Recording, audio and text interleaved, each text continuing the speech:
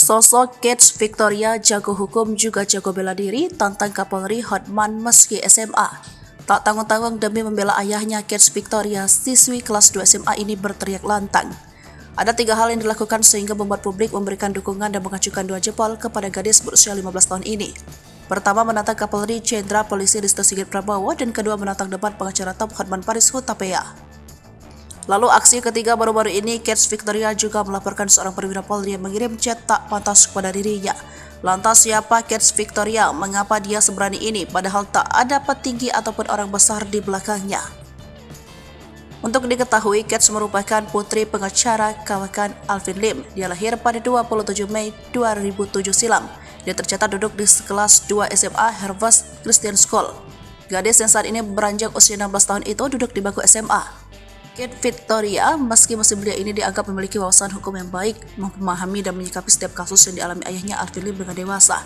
Namun, wajar saja jika dia paham soal hukum dan berani menantang debat Kapolri dan Hotman, sebab dia sering menemani sang ayah untuk membahas permasalahan hukum. Alvin Lim yang tahu putrinya memang berminat soal hukum juga sering mengajak sang putri untuk menemui kliennya. Hal itu terlihat melalui beberapa unggahan dan komentar akun Instagram Alvin.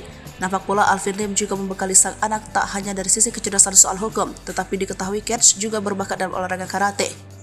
Bahkan sudah mengikuti ujian naik ban atau sabuk dari pendidikan bela diri yang diikuti sejak lama.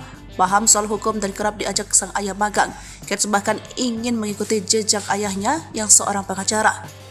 Ia terinspirasi sang ayah ketika menangani kliennya sebab menurut Kets, ayahnya Alvin Lim bukan pengacara mata duitan, dia rela membela rakyat kecil cuma-cuma.